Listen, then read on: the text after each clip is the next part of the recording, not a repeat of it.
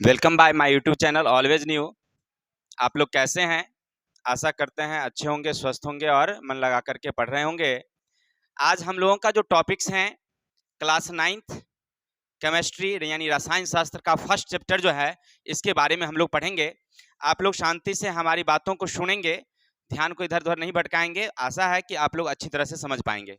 ठीक है, समय न लेते हुए हम लोग चलते हैं। सबसे पहले है हमारा जो चैप्टर है, इसका जो मुख्य थीम है हमारे परिवेश के पदार्थ।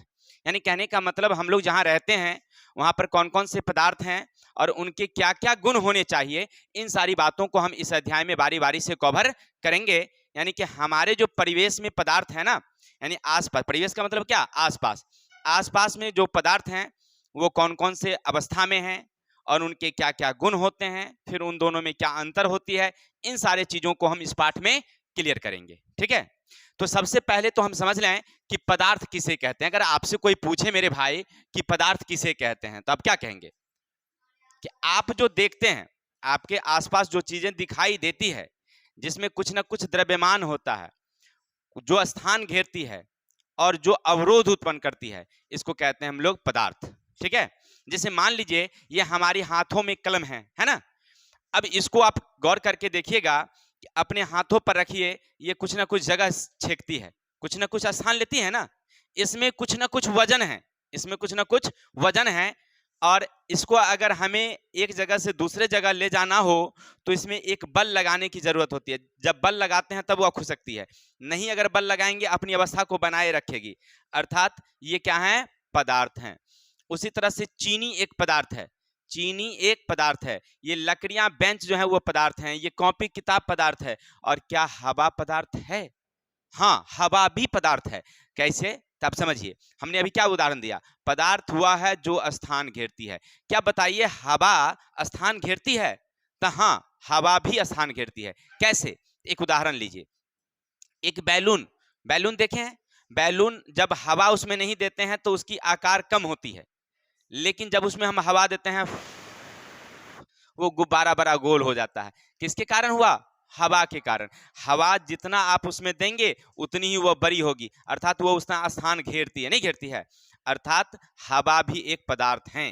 क्या हवा में वजन होते हैं? हाँ, हवा में भी वजन होते हैं। एक खाली जो गुब्बारा है ना, उसको आप तौल लीजिए, वजन कर लीजिए, अब फिर उसमें हवा भर करके और फिर उसको वजन कर लीजिए उसके धागा से बांध करके। अब देखिए क्या उसमें वजन आता है? तो हाँ, आपको वजन आएंगे। यानी कहने का कुल मतलब ये है कि हवा भी स्थान घेरती है, हवा में भी द्रव्यमान होते हैं, है ना। अर्थात हवा एक पदार्थ है। क्लियर? तो आपने समझ गया पदार्थ किसे कहते हैं। यानी फुल एंड फाइनल हमको समझ में आया कि पदार्थ हुआ है जिसमें जो स्थान घेरती है, जिसमें कुछ ना कुछ भार होते हैं और जो अवरोध उत्पन्न करती है उसे कहते हैं पदार्थ। किसी को डाउट? आगे चले हम लोग, चलते हैं। तो दूसरा हमारा है कि जब आपने पढ़ा कि पदार्थ क्या है, तो पदार्थ जो द्रव्यमान है, जो स्थान घेरती है और जो अवरोध उत्पन्न करती है। इसका मतलब है कि जो स्थान घेरती है ना, उसको कहते हैं हम लोग आयतन। यानी कोई पदार्थ जितनी स्थान घेरती है वो क्या है? उसका आयतन। जैसे आपके हाथों में एक किताब देखिए, ये हमारे हाथों में किताब देख रहे हैं ना, ये किताब अगर आप बेंच पर रखेंगे तो इतनी जगह, जितना बड़ा है वह उतनी जगह घेर लेगी। उसके पेज को आप पलट दीजिए, यानी खोल दीजिए, खोल करके अब रखिए तो वो उतनी जगह घेरेगी, वो उतनी जगह घेरेगी, नहीं घेरेगी। फिर एक चादर को लीजिए, एक चादर को अगर फोल्ड करके मोड़ करके अब रखिए, कम जगह लेगी। खोल करके रखिएगा, जितनी जगह लेती है वो उसका क्या कहलाता है? आयतन। यानी कोई पदार्थ जितनी स्थान घेरती है वो क्या कहलाती है? उसकी आयतन। Any problem? आयतन किसे कहते हैं? स्थान घेरती है। जो स्थान घेरती है ना उसे क्या बोलेंगे हम लोग? आयतन बोलेंगे। यस सर, अब भूल जाते हैं। चलिए आगे हमारा है द्रव्यमान। अब अगर आपसे कोई पूछे कि मेरे भाई द्रव्यमान किसे कहते हैं, तब क्या बताएंगे? द्रव्यमान किसे कहते हैं? यानी जब किसी वस्तु को हम छूते हैं, यानी उठाते हैं, उसमें हम एक भार की अनुभूति करते हैं, एक वजन। देखिए भार और द्रव्यमान क्या हुआ हम आगे पढ़ेंगे, लेकिन फिलहाल समझिए कि द्रव्यमान क्या है। तो जब उसमें द्रव्य की मात्रा यानी वजन होती है, भार होती है, उसको क्या कहते हैं हम लोग? द्रव्यमान। जैसे आप चीनी लीजिए, एक चीनी के दाने का कुछ ना कुछ वजन आएगा ना भाई, हवा का कुछ ना कुछ आ जाएगा ना। जैसे आप वाट लेते हैं, 1 केजी, 2 केजी, 5 केजी, वाट माने बटखारा जिसको हम लोग देहात में कहते हैं, नहीं तो वो क्या है? वजन है। ठीक है। इसी तरह से आपके हाथों में जो किताब है उसमें कुछ ना कुछ वजन है, ये कलम में वजन है, यही तो उसका द्रव्यमान है। कोई दिक्कत? द्रव्यमान मतलब वजन, द्रव्यमान मतलब वजन। अगर आपसे कोई पूछे कि द्रव्यमान क्या, बोल दीजिएगा वजन है। अब हमारी वजन कितनी है भाई, तो 70 केजी, वो हमारा द्रव्यमान है। आपका वजन कितना, 25 केजी, वो आपका क्या है, द्रव्यमान है। Clear, no doubt. तो आपने समझा पहले पदार्थ, फिर आयतन, फिर द्रव्यमान। अब हम लोग चलते हैं अवरोध। अवरोध का मतलब होता है रुकावट। अगर आप कोई पदार्थ अगर ना हो तो आप काम करेंगे, कोई रुकावट नहीं आएगी। लेकिन जैसे ही पदार्थ होगी, उसमें वजन होगा, वो स्थान घेरेगी, अगर आप काम करेंगे तो क्या उत्पन्न होगी, अवरोध, विरोध उत्पन्न होगा। वही हमारा क्या है, अवरोध। अब कहिएगा कैसे सर जी? चलिए एक उदाहरण लेते हैं। एक चिकनी सतह लीजिए और एक पत्थर को फेंकिए, फेंके, वो ज्यादा दूर तक चलेगी, ज्यादा ऊंचाई मतलब आगे तक जाएगी नहीं। लेकिन अगर वहां पर कोई अवरोध रख दीजिए, कोई पत्थर रख दीजिए, कोई लकड़ी रख दीजिए, और फिर अपनी पत्थर को गुरकाइए, तो क्या उतनी दूर वो जा पाएगी, नहीं जा पाएगी। क्यों, क्या हो गया ऐसा जो नहीं गया वो? क्या आपने बल कम लगाया था क्या? तो क्योंकि उसके गति में एक पहले से वस्तु आ रखी थी जो उसकी गति को क्या कर दिया, रोक दिया, नहीं रोक दिया, जिसके कारण उसकी क्या हो गई, गति कम हो गई और हमारी पत्थर आगे तक नहीं गई। इसका मतलब है कि वहां क्या उत्पन्न हो रहा था, अवरोध। क्लियर? हवा भी अवरोध उत्पन्न करती है, नहीं विरोध। अवरोध का मतलब विरोध, हवा भी विरोध उत्पन्न करती है। अब कभी गौर करके देखे होंगे, मान लीजिए आप पूरब से पश्चिम की ओर साइकिल से जा रहे थे, नहीं, और हवा भी पूरब से चल रही थी पश्चिम की ओर, नहीं चल रही थी। अब आराम से क्या किए, दोनों टंगड़िया उठा करके हेल्डिंग पर रख लिए, अगर हम कुछ दूर तक चले गए, नहीं चले गए, आराम से मजा आ रहा था। लेकिन जब उधर से नानी गांव से लौट रहे थे तो उल्टा हवा आ रहा था। हम आ रहे थे पश्चिम से पूरब, हवा चल रही थी पूरब से पश्चिम, पूरा ताव लगाया, नानी जो खिलाई सब रास्ते में रह गया, नहीं रह गया जी? क्या राजू, यही ना बात था? हाँ, राजू हंस रहा है, देखो जानता था कि सर जी को कैसे मालूम पड़ा? अरे हम सब जान जाते हैं, नहीं क्योंकि साइकिल चलाने में तो भाई दम निकल जाता है, नहीं निकल जाता है। अब कौन जाता है साइकिल से, अब तो मोटरसाइकिल वाला जमाना है। चलिए जो भी मेरे भाई, तो हम लोग चल रहे थे अवरोध की तरफ, नहीं चल रहे थे। अवरोध किसे कहते हैं समझ गए? अब चलते हैं द्रव्य। अगर आपसे कहे कोई अरे भाई द्रव्य क्या है, तो द्रव्य का मतलब क्या होता है समझ लेंगे। द्रव्य हुआ है जो भौतिक प्रक्रिया द्वारा किसी अन्य पदार्थों में बदला नहीं जा सके, उसे क्या कहेंगे हम लोग, द्रव्य कहेंगे। अगर भौतिक प्रक्रिया द्वारा अगर उसे हम नहीं बदल सकते हैं तो उसको क्या बोलेंगे हम लोग, द्रव्य। जैसे एक उदाहरण लीजिए, जैसे समझिए, चीनी आप चाहे जितना टुकड़ा कर देंगे, चीनी को आप चाहे जितना टुकड़ा कर दीजिए, क्या उसकी मिठास कम हो जाएगी क्या? उसकी भौतिक अवस्था में परिवर्तन हुआ। देखिए रासायनिक अवस्था अलग होती है, भौतिक मतलब अलग होता है। रसायन का मतलब होता है गुणमा को बदल जाना, गुण बदल जाना, वो क्या है, रसायन है। वो क्लास 10th के जब केमिस्ट्री का हम लोग फर्स्ट लेसन पढ़ेंगे तब वहां देखेंगे कि रासायनिक परिवर्तन क्या है। अभी हमें नहीं पढ़ना है, इसलिए हम उसको नहीं लेके चलते हैं। भौतिक का मतलब होता है गुण ना बदलना, भौतिक का मतलब गुण ना बदलना। जैसे आप चीनी को लीजिए, आप उसको टुकड़ा कर दीजिए, महीन पाउडर बना दीजिए, अब उसको देखिए आप खा करके, नहीं क्या मिठास नहीं है क्या? चलिए इसको पानी में घोल दीजिए, पी करके दीजिए, मिठास नहीं है क्या? है। उसकी अवस्था में आपने केवल परिवर्तन कर दिया है, गुणमा वही है, नहीं गुणमा वही है। यानी कि द्रव्य का मतलब हुआ कि द्रव्य हुआ पदार्थ है जो भौतिक प्रक्रिया द्वारा उसे अन्य प्रकार के गुणों में विभक्त नहीं किया जा सकता, यानी अन्य चीजों में विभक्त नहीं किया जा सकता, उसे क्या कहते हैं हम लोग, द्रव्य। यहाँ मिस पॉइंट हो गया, द्रव्य का जगह श्रव्य लिखा गया है, वो कंप्यूटर के मिस पॉइंट था। चलिए छोड़िए आगे की ओर। तो हम लोग पढ़ रहे थे द्रव्य की बात, नहीं द्रव्य का मतलब समझ गए। चलिए आगे हमारा है पदार्थ की भौतिक प्रकृति।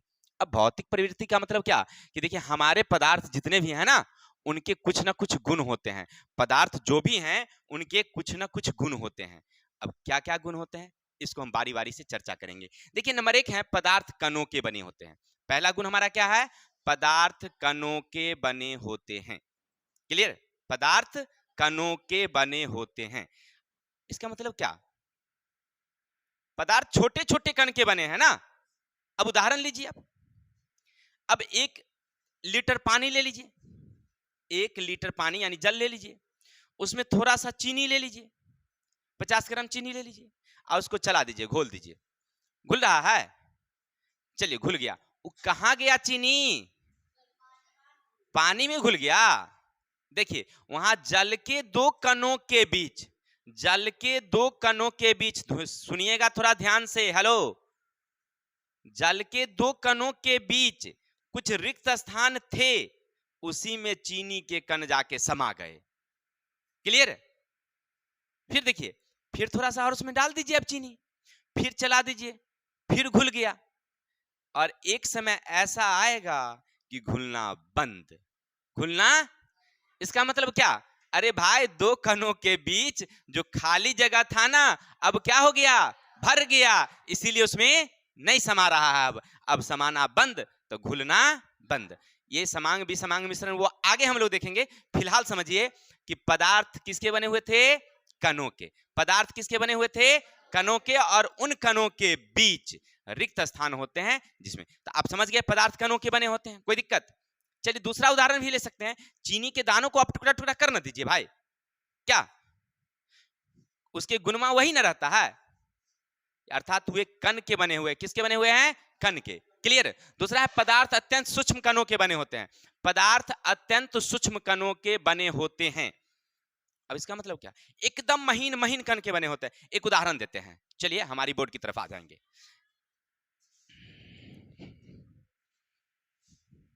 चलिए बाजी, तो हम लोग पढ़ रहे थे, अपने बोर्डों की तरफ आ जाएंगे। देखिए, 1 लीटर हम जल ले लेते हैं। क्या ले लेते हैं? 1 लीटर जल। ये बीकर है, और इसमें पोटेशियम परमैंगनेट क्या डालते हैं हम लोग? पोटेशियम परमैंगनेट, जो लाल पोटाश जिसको हम लोग कह सकते हैं, लाल पोटाश इसमें डाल दीजिए। 100 ग्राम लाल पोटाश डाल दीजिए। कितना डालेंगे हम लोग इसमें? डालिए। अब इसका रंग कैसा हो जाएगा घोल देंगे तो? बिल्कुल नीला या लाल हो गया, क्योंकि लाल पोटाश है तो लाल ही होगा। ऐसे होता है नीला गुलाबी, लेकिन फिर भी समझिए लाल पोटाश वो लाल होगा, नीला नहीं होगा, लाल हो जाएगा। ठीक है? अब चलिए, अब क्या करिए, आप फिर एक दूसरा जल, साफ जल लीजिए 1 लीटर। कैसा लेंगे हम लोग? हो गया। और इसमें से, ये पहली वाली में से आप 100 ग्राम जल लेकर के इसमें डाल दीजिए। अब बताइए, क्या रंग पहले इतना गहरा रहेगा इसका? नहीं होगा। दूसरे बीकर का जो रंग होगा वो थोड़ा सा कम होगा, लाल ही रहेगा लेकिन कम होगा। चलिए एक और बीकर ले लेते हैं हम, और इसमें भी 1 लीटर साफ जल लेते हैं सफेद, और दूसरे वाली बीकर में से, दूसरे वाली बीकर में से 100 ग्राम जल लेकर के अब तीसरे वाले में डाल देते हैं। अब बताइए, क्या दूसरे वाले में जितना लालपन है, क्या उतना रह पाएगा इस बार? क्या हुआ? अभी भी लाल होगा ही, लेकिन थोड़ा सा कम, थोड़ा सा कम। ऐसे करके आप 10 बार 15 बार आप डालिए। ठीक है? आप देखेंगे कि लालपन तो रहेगा ही भाई, लेकिन थोड़ा सा कम रहेगा। लाल तो रहेगा ही, लेकिन थोड़ा सा कम रहेगा। इसका मतलब आप क्या समझ रहे हैं कि देखिए, पहले वाले में जो आपने पोटेशियम परमैंगनेट डाला था, यानी लाल पोटाश डाला था, उसमें कण के आकार जो थे ना, वो थोड़े से बड़े बड़े थे, इसलिए आपको साफ साफ दिखाई दे रही थी।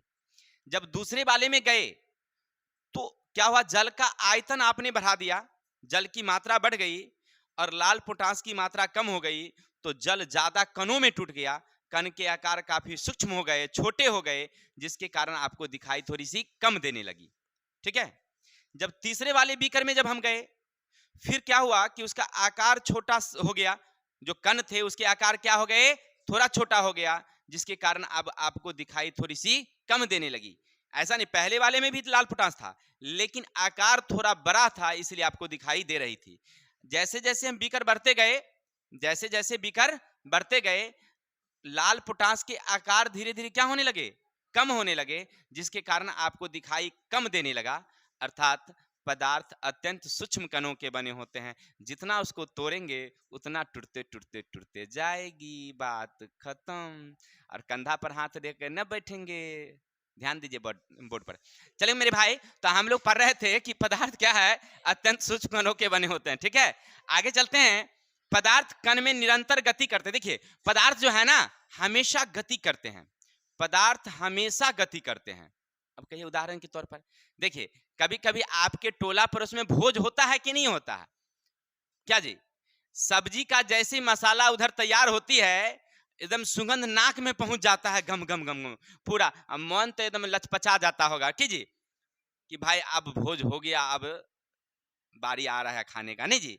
लेकिन आप कभी गौर किए हैं कि आखिर ऐसे कैसे होता है? बस वही, किसके कारण? गति के कारण। जब गर्म पदार्थ होती है तो उसमें गति ज्यादा होती है, जिसके कारण दूर तक गंध जाती है। लेकिन शाम में जब हम भोज खाने के लिए जाते हैं, रात में जब जाते हैं, जब सब्जी ठंडा हो जाता है, तो मुंहों के नजदीक रख के नाकों से सूंघते हैं तो उतना सुगंध नहीं लगता है। क्या जी होता है उतना गम गम? अरे ऐसे तो पूरा टोला गम गम का भेल था। रात में तो कुछ नहीं हो रहा है, सब्जी बदल लिया क्या रे? नहीं, ऐसा नहीं हुआ। ऐसा था कि गर्म था ना, गर्म था, इसलिए क्या थी? सुगंध ज्यादा दूर तक फैली। और ठंड होने के कारण सुगंध क्या हुई? नहीं।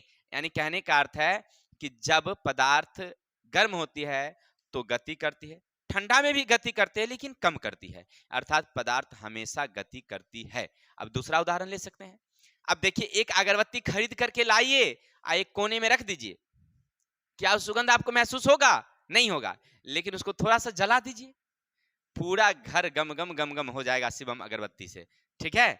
तो कहने का मतलब मेरा ये था कि पदार्थों में ना हमेशा क्या होती है? गति होती है। पदार्थों में क्या होती है?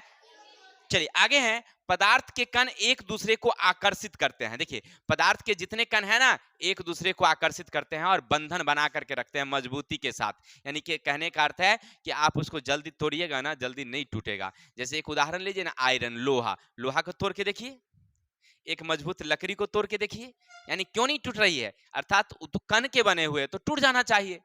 कण के बने हुए हैं और कण के बीच में खाली जगह है तो टूट जाना चाहिए। लेकिन खाली होने के साथ साथ, खाली होने के साथ साथ उसके बीच में, कणों के बीच में एक मजबूत बंधन होती है। मजबूत बंधन ऐसे समझिए, ऐसे बांध के रखती है कि जल्दी टूटती नहीं है ना? और इस बंधन को ना कहते हैं अंतर अणुक आकर्षण बल। याद रखेंगे, क्या पूछेगा आपसे?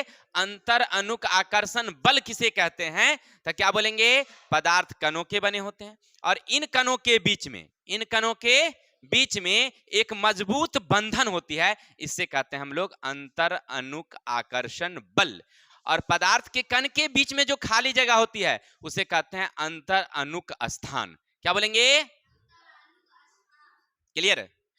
तो हम लोग अभी तक पढ़ रहे थे पदार्थ किसे कहते हैं, आयतन क्या है, द्रव्यमान क्या है, अवरोध क्या है, द्रव्य क्या है और पदार्थों के गुण। किसी को कोई डाउट? हमने सारे बातों को बारी बारी से कवर किया और इसके उदाहरण को भी हमने साथ साथ देखते चले। अब चलते हैं मेरे भाई, आगे हमारा है पदार्थों का वर्गीकरण। देखिए, आपके पास तो पदार्थ बहुत सारे हैं, नहीं है? कभी गौर करके देखे हैं कि कितने रंग के पदार्थ आते हैं? लेकिन यहाँ हमें गुण के आधार पर नहीं, अवस्था के आधार पर बतानी है। किसके आधार पर? अवस्था के आधार पर। तो अवस्था के आधार पर तो ज्यादा है, लेकिन मूल रूप से है 3। आगे हम लोग और पढ़ेंगे, जिसमें आते हैं प्लाज्मा अवस्था, बोस आइंस्टाइन कंडेंस्ड, नहीं वो सब आगे देखेंगे। लेकिन फिलहाल पदार्थ के मूल कितनी अवस्थाएं हैं? 3। पदार्थ की कितनी अवस्थाएं? 3। तो यहाँ पदार्थ का वर्गीकरण देखिए, जितने हमारे आसपास में पदार्थ हैं सब में ये 3 अवस्था नहीं होती है, सभी तीनों अवस्था में नहीं पाई जाती है। कुछ ऐसे पदार्थ हैं जो तीनों अवस्था में पाई जाती है, कुछ ऐसे पदार्थ हैं जो एक ही अवस्था में पाई जाती है। जैसे अब लकड़ी, क्या लकड़ी तीनों अवस्था में पाई जाती है? ठोस में रहता है तो हाँ है, लेकिन लकड़ी का द्रव होता है क्या? पानी नहीं होता। गैस का, लकड़ी का कोई गैस होता है क्या? नहीं होता। क्या यानी गैस को संगठित करके लकड़ी बनाई जा सकती है? नहीं। इसी तरह से कुछ अन्य पदार्थ हैं, कुछ अन्य पदार्थ हैं जिन तीनों अवस्था में नहीं पाई जाती है। लेकिन एक पानी है, जल, याद है ना? जल तीनों अवस्था में पाई जाती है, ठोस अवस्था में भी पाई जाती है, द्रव अवस्था में भी पाई जाती है। अब ठोस में बर्फ है, बर्फ ले लीजिए, पानी आ जाएगी। हम बचपन में पढ़ रहे थे, हमारे सर जी बोले कि राकेश इधर आओ। गए, बोले कि अगर हमें यहाँ पानी लानी हो कहां से लाओगे? तो हमने बोला कि सर जी बगले में तो तालाब है, जाएंगे एक डोल भर के ले आएंगे। सर जी एक चाटा मारे, बेहुदा हम बोल रहे हैं यहाँ पर कहां से लाओगे? तो तू कह रहा तालाब से भर के। हम तो कंफ्यूज हो गए। सर जी बोले, सर जी तब पिए वाला कहती है तो चापाकल से लो लेबे। तब बोले, रे नहीं रे बेहुदा, तहने हम ना पीने की बात कर रहे हैं, तुमको कहते हैं टेबल पर बनाना है पानी को। तो हम तो कंफ्यूज हो गए भाई, अब कैसे बनाएंगे? तो हम सोचे सर जी बर्फ ले आएंगे, उसका पिघला देंगे कि हो जाएगा। यानी बर्फ भी तो पानी ही है, बर्फ भी तो पानी ही है रे भाई ना है। एक अवस्था ठोस में हो गया, पानी का एक अवस्था ठोस बर्फ और दूसरी द्रव पानी। अब बोले अरे अब बर्फ नहीं रहेगा तो अब, तो सर जी को कहता आप ही बता दीजिए सर जी। तब बोले कि रे बेहुदा हाइड्रोजन ऑक्सीजन को संघनित कर देंगे नहीं हो जाएगा। यानी पानी को जब तोड़ते हैं ना तो दो अवस्था में होती है, यानी कि पानी यानी जल, जल का सूत्र होता है H2O, H2O यानी हाइड्रोजन के दो अणु ऑक्सीजन के एक अणु मिल करके जल बनते हैं, नहीं बनते हैं, अर्थात हाइड्रोजन और ऑक्सीजन गैस है। तो जल के कितनी अवस्थाएं, कौन कौन, ठोस, ठोस में बर्फ, द्रव में तो पानी, और गैस में हाइड्रोजन और ऑक्सीजन। कहने का मतलब मेरा ये था कि कुछ पदार्थ तो एक ही अवस्था में होती है, लेकिन कुछ पदार्थ तीनों अवस्था में पाई जाती है। नहीं, अच्छा तीन अवस्था अर्थात पदार्थ की कितनी अवस्थाएं होती है भाई, कौन कौन, क्लियर, कोई डाउट? अगर आपसे कोई पूछे कि भाई पदार्थ की कितनी अवस्थाएं, तीन, कौन कौन अवस्था, चलिए तो ठोस हुआ तो पहले ठोस का गुण देख लेते हैं, फिर द्रव का गुण देख लेंगे, फिर गैस का गुण देख लेंगे, फिर आगे जो बची खुची होगी उसको भी देख लेंगे। चाट पूछ के खत्म, बात चैप्टर खत्म, बात खत्म। चलते हैं आगे की तरफ। सबसे पहले हम लोग चाट पूछ के खाएंगे, उससे पहले ठोस पहले पढ़ लेते हैं जो मेन चीज है। कोई आपसे अगर पूछे, कोई पूछे भाई ठोस के क्या क्या गुण है, देखिए ठोस का मतलब ही होता है जिसको आप दबा नहीं सकते। ठोस का मतलब क्या समझ रहे हैं, जिसको आप दबा नहीं सकते। चलिए एक बात लेते हैं, ठोस क्या मतलब, जिसके दो कणों के बीच में बंधन बड़ी मजबूत हो। ठोस का मतलब यही ना होगा जी, ठोस का मतलब कि दो कण हो और दोनों कणों के बीच में बंधन बड़ी मजबूत होगी, उसको आप आसानी से दबा नहीं सकते हैं क्या, और उनके अणुओं के बीच रिक्त स्थान भी बहुत कम होगा, तो उसको कहेंगे हम लोग ठोस। तो इसके एक एक बारी बारी से गुणों का अध्ययन कर लेते हैं तो हमारा पूरा डाउट क्लियर हो जाएगा कि ठोस क्या है।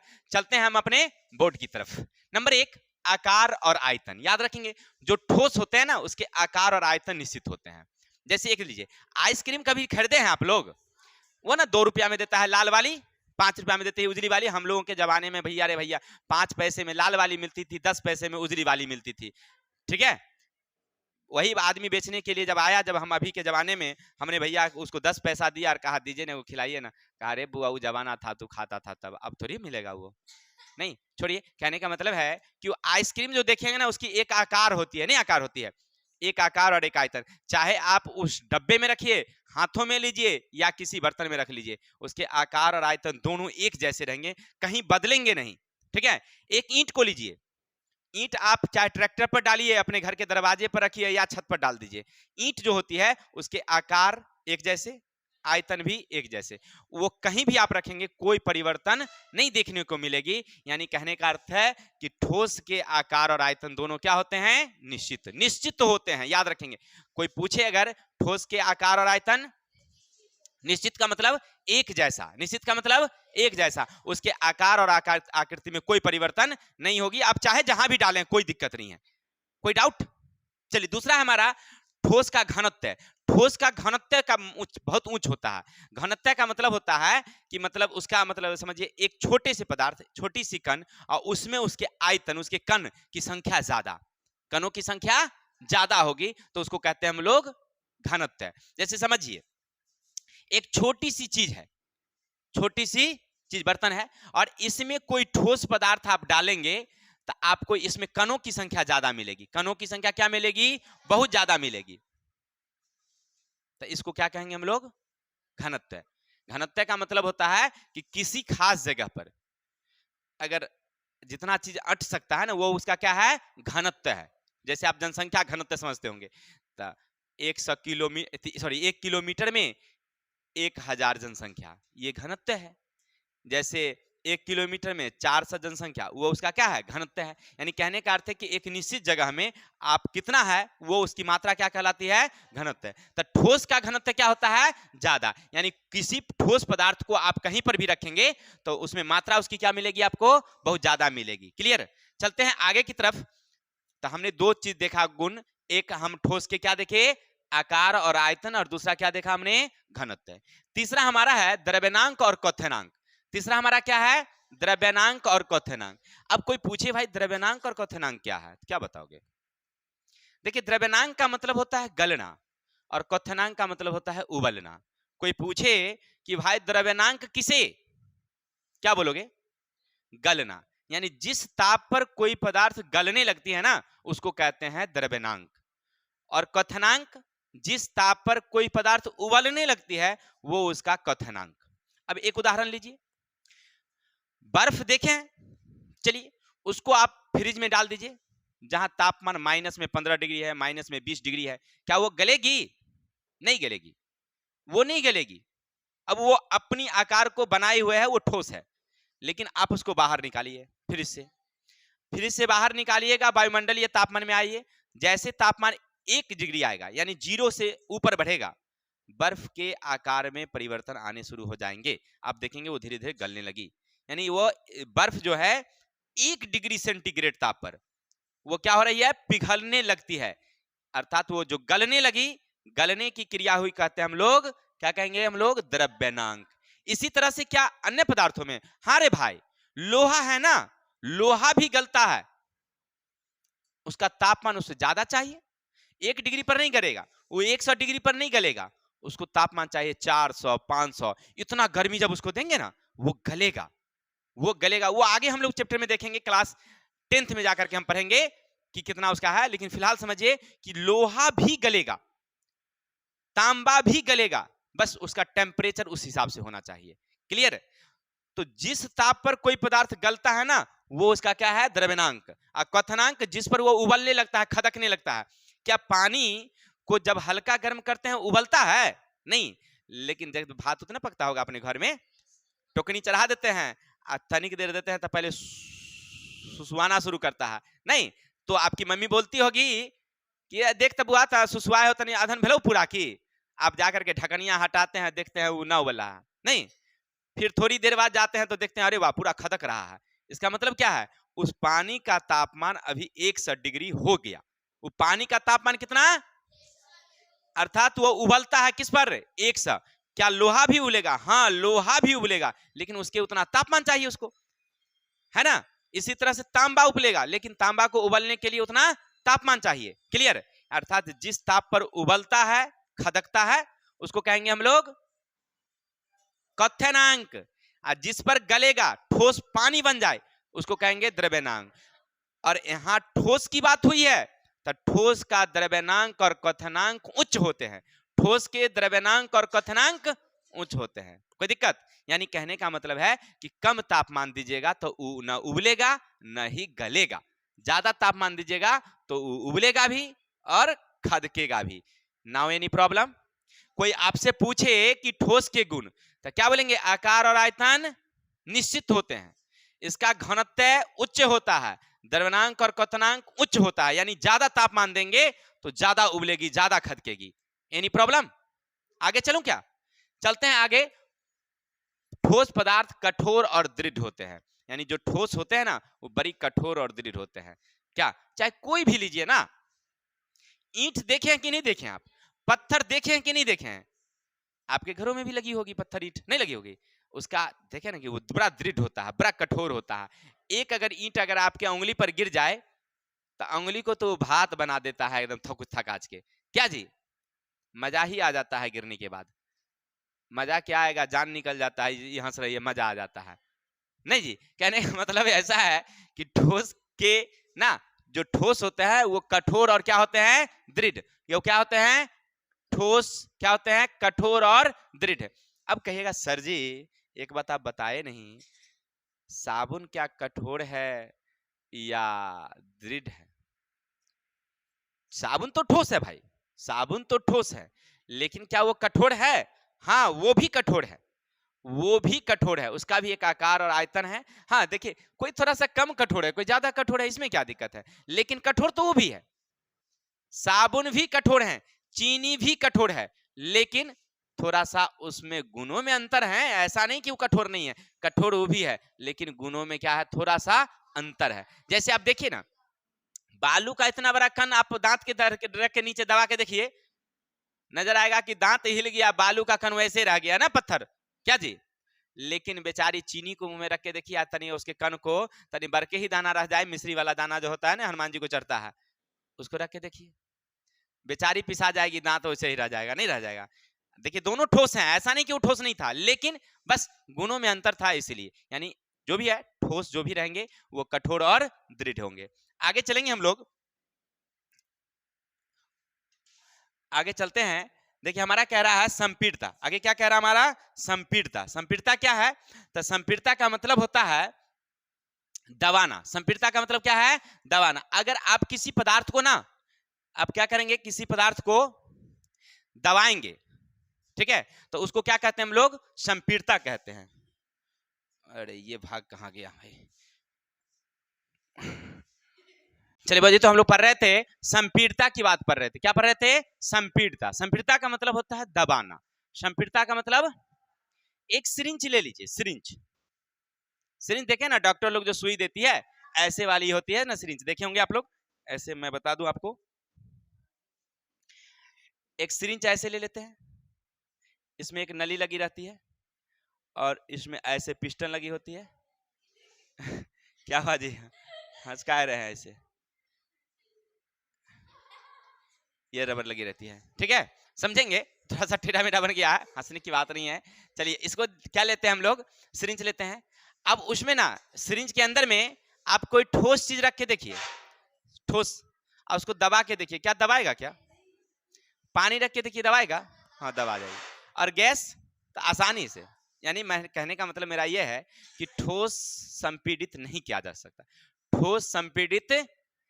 दूसरा उदाहरण लीजिए, बालू की ढेर ले लीजिए और उस पर आप चढ़ के दबा के देखिए, दबेगा क्या, नहीं दबेगा। ईंट का ढेर ले लीजिए, उस पर चढ़ के दबा के देखिए, दबेगा क्या, नहीं दबेगा। यानी कहने का अर्थ है कि इस ठोस को संपीड़ित नहीं किया जा सकता। संपीड़ता का मतलब, संपीड़ता का मतलब क्या है, दबाव। हेलो, संपीड़ता का मतलब दबाव। यानी कहने का अर्थ है कि ठोस को ना आप दबा नहीं सकते हैं, ठोस को आप, कोई दिक्कत, चलिए अगर दबाएंगे भी तो थोड़ा सा ज्यादा प्रेस करना पड़ेगा। अगर कोई कोमल चीज हो तो दबाएंगे भी तो ज्यादा प्रेस करनी पड़ेगी, लेकिन ऐसे सामान्यतः दबाई नहीं जा सकती। क्लियर है। आगे चलते हैं, बहाव। ठोस में ना बहाव नहीं होता है, बहाव का मतलब होता है गति। ठोस में बहाव नहीं होते हैं, गति नहीं करती, जहां रख दीजिएगा वैसे रह जाएंगे। पानी को आप छोड़ दीजिए, वहां प्लास्टर में उधर छोड़िएगा, बह के नीचे तक चली आएगी, नहीं आएगी। क्लियर।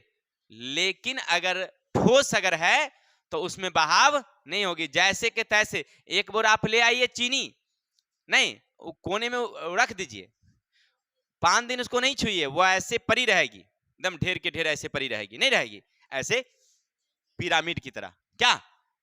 लेकिन क्या पानी में ऐसा होगा, नहीं होगा, वो गुरुकते चलेगी, गुरुकते चलेगी, गुरुकते चलेगी। यानी कहने का अर्थ है कि ठोस में क्या होते हैं, बहाव नहीं होते हैं। आगे हैं प्रसार और संकुंचन।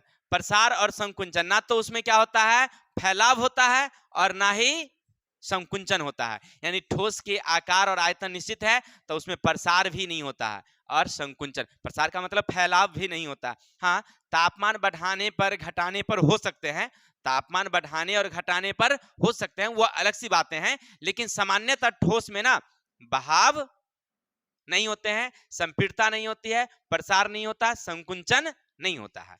आगे है उदरपातन। अब देखिए उदरपातन किसे कहते हैं, समझिएगा। कुछ ऐसे पदार्थ हैं मेरे भाई जिसको अगर गर्म करेंगे ना तब पहले द्रव में बदलेगी, तब गैस में बदलेगी। पहले गर्म करेंगे तो किस में बदलेगी, वो ठोस द्रव में बदलेगी, तब गैस में बदलेगी। लेकिन कुछ ऐसे पदार्थ हैं कि सीधे वो किस में बदल जाती है, ठोस से गैस, ठोस से गैस। इसको क्या कहते हैं हम लोग, उदरपातन। कोई पदार्थ अगर सीधे ठोस से किस में बदल जाए, गैस में, तो इसको क्या बोलेंगे हम लोग, उदरपातन बोलेंगे। क्या बोलेंगे हम लोग, उदरपातन। अब एक उदाहरण लीजिए, हुआ क्या ऐसा कि एक लड़की, आरती को ही ले लीजिए, उनकी मम्मी ना पूजा पाठ के लिए ना कुछ कपूर मंगवाई थी दुकान से, 5 कपूर मंगवाई थी कि आरती में काम चलेगा। कागज में लेके आई, रखी हुई थी। 2 दिनों का के बाद प्रोग्राम था, 2 दिन में ना वो सारा कपूर उसमें से धीरे धीरे क्या हो गया, उड़ गया। कागज भींगा भी नहीं, क्योंकि वो सीधे ठोस से किस में बदल गई, गैस में बदल गई, गैस में बदल गई। और जब आरती के समय इसकी मम्मी पूछती है कि कहाँ है आरती, कपूर दो। आरती के समय क्या पूछती है, आरती कपूर दो। देखिए नाम भी आरती है, इसको बुला भी रही है। नहीं, अब क्या होता है कि ढूंढती है, कागज तो रहता है उसमें कपूर है ही नहीं। ये तो बड़ा चिंता में पड़ गई कि भाई अब क्या करें, मम्मी को क्या बताएं। नहीं, ये आती है तो ना, तो वहां तो जो हुआ सो प्रोग्राम हुआ ही, मुंह हार लाल फूल करा कर आई, तो हम पूछे क्या हुआ तोरा, सर जी बहुत समस्या हो गया, हम तो कपूर फेंके नहीं लेकिन कपूरे गायब हो गया। क्या हुआ भाई, इसका मतलब है कि वह वायुमंडल में गैसों से अभिक्रिया करके वो क्या हो गया, सीधे गैस में परिवर्तन। ठोस किस में परिवर्तित हो गई, गैस में। इसी क्रिया को कहते हैं हम लोग उदर्भपातन। कोई अगर आपसे कोई पूछे मेरे भाई उदर्भपातन किसे कहते हैं, क्या बताओगे। कोई ठोस सीधे गैस में परिवर्तित हो जाती है तो इस क्रिया को कहते हैं हम लोग उदर्भपातन। और इसके उदाहरण, कोई ठोस पदार्थ, कोई ठोस पदार्थ किस में बदल जाएगा, क्योंकि देखिए अवस्था परिवर्तन ऐसे होती है, पहले ठोस तब द्रव तब गैस, ठोस द्रव गैस।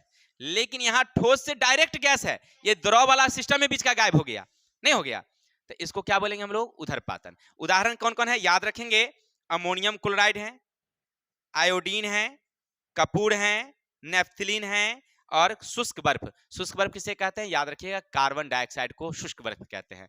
ठोस कार्बन डाइऑक्साइड जब रहता है ना तो उसको क्या कहते हैं हम लोग, शुष्क बर्फ कहते हैं। ये सब जो है क्या है, उदर्भपातित पदार्थ हैं, यानी आप रखेंगे अगर तो सीधे किस में बदल जाएगी, गैस में। आशा करते हैं यहां तक समझ में आ गया होगा। आगे हमारा है विसरण। विसरण का मतलब होता है उच्च सांद्रता वाले क्षेत्र से निम्न सांद्रता वाले क्षेत्र की ओर गमन। गमन किसका गमन, गैसों का गमन। और ठोस तो यहां भाई गमन करता ही नहीं है। ठोस गमन, अभी आपने क्या समझा, ठोस गमन, अरे भाई नहीं करता है तो क्या विसरण होता है क्या, उसमें घुलने मिलने की क्रिया होती है क्या, उसमें नहीं होती है। अर्थात कहने का अर्थ है कि उसमें ना जुड़ाव नहीं होता है, घुलाव नहीं होता है। हाँ कोई कोई पदार्थ अगर आप रख देंगे एक जगह तो हो सकता है जुड़ाव घुलाव, ये अलग सी बातें हैं, लेकिन सामान्यतः ठोसों में विसरण की क्रिया कम होती है। क्लियर। तो अभी तक आप पढ़ रहे थे ठोस के कुछ गुण, ठोस के कुछ गुण क्या क्या पढ़ रहे थे। तो नंबर 1 में हमने पढ़ा उसके आकार और आयतन दोनों निश्चित होते हैं। 2 में पढ़ा हमने उसके घनत्व के बारे में कि उसका घनत्व उच्च होता है। तीसरा द्रव्यनांक और क्वथनांक उच्च होते हैं। चौथा उसमें ठोस पदार्थ कठोर और दृढ़ होते हैं। 5वां वे संपीड़ता माने उसे दबाया नहीं जा सकता, उसमें बहाव नहीं होते हैं, वह प्रसार और संकुंचन नहीं होता, उदर्भपातन और विसरण की क्रिया। क्लियर, यहां तक किसी को डाउट। अब आगे हमारा जो अध्याय का भाग है वो है द्रव। चलते हैं, द्रव किसे कहते हैं इसको भी थोड़ा सा क्लियर ही कर ले। क्या द्रव का मतलब क्या समझ रहे हैं आप, पानी। द्रव के गुण समझ रहे हैं, द्रव का मतलब पानी। अब पानी अर्थात अभी आपने देखा ठोस, ठोस के जो 2 कण थे, दोनों कणों के बीच में एक बंधन बड़ी मजबूत थी। क्या इतने ही बंधन द्रव में होते हैं क्या, नहीं मेरे भाई, द्रव में इतने मजबूत बंधन नहीं होते हैं। होते हैं बंधन, होते हैं, लेकिन इतने मजबूत नहीं होते हैं, समझे, जितना ठोस में होता है। ठोस के 2 कणों के बीच में आकर्षण बल बड़ी मजबूत, रिक्त स्थान बहुत कम। लेकिन द्रव में 2 कणों के बीच बंधन बड़ा कमजोर कमजोर होता है और रिक्त स्थान थोड़ा सा ज्यादा होता है। ठीक है, जैसे एक उदाहरण लेते हैं, हम चित्र के हिसाब से समझते हैं। देखिए एक हमने पदार्थ यहां डाला ठोस, ये क्या हमारा ठोस है, और इसमें हमने कण डाला, ये कण है, कण है। क्लियर। तो इस कणों के बीच में स्थान बहुत कम है, बंधन मजबूत है। लेकिन अगर यहां पर हमने द्रव डाल दिया, द्रव, तो इसमें बंधन क्या होगा, थोड़ा सा कमजोर होगा और रिक्त स्थान थोड़ा सा क्या होगा, ज्यादा। यानी बंधन भी मजबूत, स्थान भी कम। बंधन ज्यादा मतलब बंधन कमजोर और स्थान ज्यादा, तो इसको क्या बोलेंगे हम लोग, द्रव।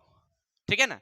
अब द्रव के जो गुण हैं, नहीं वो बारी बारी से हम एक एक करके द्रव के गुणों को देखते हैं कि हमारा द्रव का। तो हम लोग समझ रहे थे कि यहाँ देखिए 2 कणों के बीच में जगह बहुत कम है, यानी रिक्त स्थान, खाली जगह। ये कौन है, ठोस है, तो बंधन मजबूत है। लेकिन द्रव जो है इनके दो कणों के बीच में इसकी अपेक्षा स्थान क्या लग रहा है, ज्यादा है, तब बंधन क्या होगा, कमजोर। अब तो समझ गए, द्रव में बंधन की बात करेगा तो स्थान की बात करेगा तो। चलते हैं तो इसके गुणों को देखते हैं बारी बारी से। पहला, द्रव के जो आकार और आकृति हैं, तो आकार जो होते हैं उनके क्या होते हैं, आकार जो होते हैं, आकृति, वो अनिश्चित होते हैं, लेकिन आयतन निश्चित होता है। यहां पर आयतन क्या होगा, वो निश्चित होगा।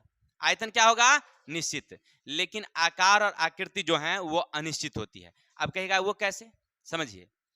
1 लीटर पानी लीजिए, 1 लीटर पानी लीजिए, एक लोटा में डालिए, तो लोटे के आकार की होगी, क्या होगी वो, लेकिन आयतन 1 ही लीटर होगा वो नहीं। उसी को आप एक बड़े ड्राम में रख दीजिए, उसकी आकार क्या हो जाएंगे, वो ड्राम जैसी हो जाएगी। ड्राम कैसी हो जाएगी, ड्राम जैसी हो जाएगी, लेकिन आयतन वो 1 लीटर ही होगा, नहीं होगा। फिर इसी तरह से आप उसको आप एक थाली में रख दीजिए, एक गमले में रख दीजिए, तो आकार उसकी क्या हो जाएगी, जब जैसे ही आप बर्तन को चेंज करेंगे, पात्र को चेंज करेंगे, तो उसकी आकार क्या हो जाएगी, बदल जाएगी, लेकिन आयतन 1 लीटर 1 लीटर 1 लीटर 1 लीटर जहां भी डालेंगे, यानी आयतन उसके निश्चित होते हैं, आकार और आकृति अनिश्चित होती है। Now any problem. Next number है गुण घनत्व। ठोस के घनत्व हमने बताया था कि ज्यादा होता है, यानी एक छोटा सा जगह लीजिए, अब यहां पर ही देख लीजिए आकार में, ये छोटा सा घर है, उतनी बड़ा घर इसको रखिए, इसमें जितने ये कण अटेंगे, क्या उतने कण इसमें अटेंगे। देखिए इसमें आप 12 गो कण साथ में लिख सकते हैं, इसमें 12 गो लिखिएगा तो घर से बाहर हो जाएगी, नहीं हो जाएगी।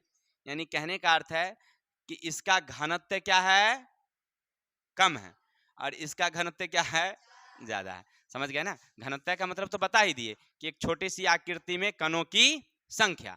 अब यहाँ कण अटेंगे उतना क्या, क्योंकि वो सटा सटा है, जगह उसमें क्या है, कम है, लेकिन जगह सटा सटा होने के कारण उसमें ज्यादा कण आएंगे। इसमें कण अलग अलग हैं, इसलिए जगह कम होते हुए भी उसमें कम ही जगह आएंगे। यानी कहने का मतलब है घनत्व जो होता है उसका थोड़ा सा कम होता है, किससे, ठोस से कम होता है। तीसरा है संपीड़ता। संपीड़ता का मतलब होता है दबाना।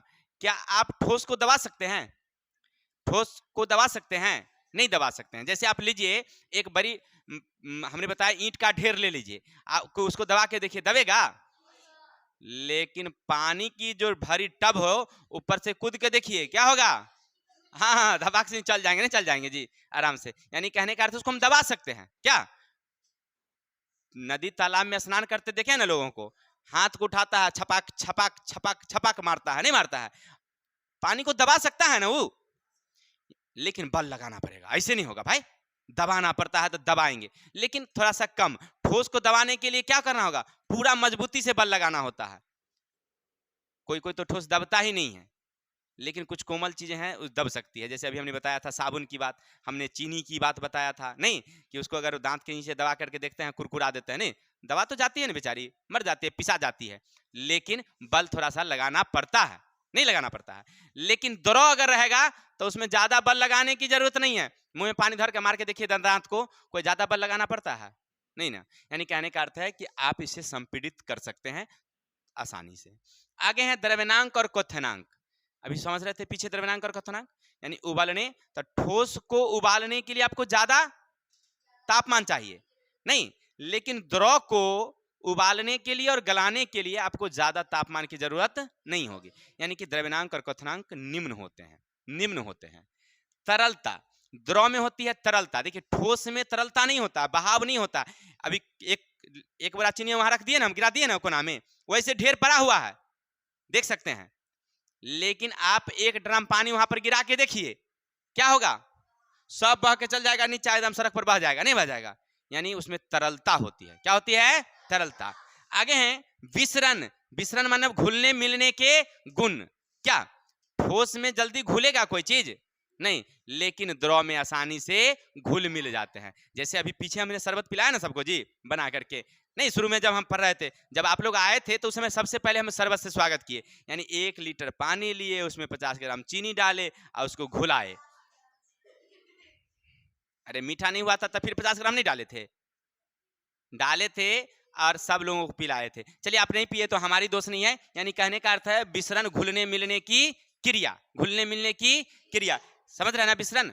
आगे चलते हैं, तब द्रव में विसरण होते हैं। और वाष्पन, वाष्पन का मतलब होता है कि द्रव को जब आप गर्म करेंगे, द्रव को जब गर्म करेंगे तो द्रव अणुओं जो होते हैं, जो द्रव जिससे बने होते हैं, उसमें वो टूटने लगते हैं और वाष्प के रूप में धीरे धीरे उठने लगती है। इस क्रिया को कहते हैं वाष्पन। जैसे आप देखे होंगे कभी घर में जब आपकी मम्मी भोजन बनाने के लिए कढ़ाई चढ़ाती है या पतीला डेगची जो भी होती है, जब चढ़ाती है उसमें पानी रहता है, नीचे से चूल्हा जल रहा होता है, तो उसका पानी धीरे धीरे ना वाष्प बन करके क्या होता है, उठ जाता है। नहीं, इसका मतलब है कि जब उसको गर्म किए, जब उसको हमने गर्म किया तो उसमें जो हाइड्रोजन और ऑक्सीजन, जल किसका बना होता है, हाइड्रोजन और ऑक्सीजन का, तो वो अणु टूट गए और टूट करके वाष्प के रूप में ऊपर उठने लगे। नहीं, तो इसको क्या कहते हैं हम लोग, वाष्पन। यानी द्रव के कण, द्रव के कण गर्म होकर के मुक्त हो जाते हैं, छूट जाते हैं और वह ऊपर की ओर उठने लगते हैं। इस घटना को कहते हैं हम लोग वाष्पन। ठीक है। और द्रव का जमना तो समझ ही रहे हैं। द्रव का जमना का मतलब जब द्रव को हम लोग तापमान कम कर देते हैं, तापमान कम कर देते हैं तो ठोस रूप ले लेती है, इसको कहते हैं द्रव का जमना। जब वो ठोस रूप ले लेती है तो क्या, अब पानी आप लेकर के आप फ्रिज में रख दीजिए, 4-5 घंटे रख दीजिए, उसके बाद वो पानी नहीं रहेगी, वो क्या बन जाएगी, बर्फ बन जाएगी। यही तो जमना है। यानी वो आकार को क्या कर लिया, बदल दिया, आकृति उसकी क्या हो गई, बदल गई। यही है जमना। जमना का मतलब जब उसके तापमान को कम कर देते हैं तो वह अपनी आकृति को क्या कर देती है, बदल देती है, तो उसको कहते हैं हम लोग जमना, यानी ठोस रूप ले लेती है। ठोस रूप ले लेती है तो जमना। क्लियर। तापमान अगर दे देते हैं तो वो अणु में टूट जाती है, गैस के रूप में बदल जाती है, तो इसको कहते हैं हम लोग वाष्पन। क्लियर। तो हम लोग पढ़ रहे थे अभी तक ठोस और द्रव के कुछ सामान्य गुण थे। अब आगे है हमारे वाष्पन की क्रिया को प्रभावित करने वाले कारक, वो हम लोग नेक्स्ट डे वीडियो में देखेंगे। ठीक है। तो हमारा अगला वीडियो जो आएगा उसमें भी आप देख सकते हैं। आज के लिए इतने ही। जय हिंद, जय भारत।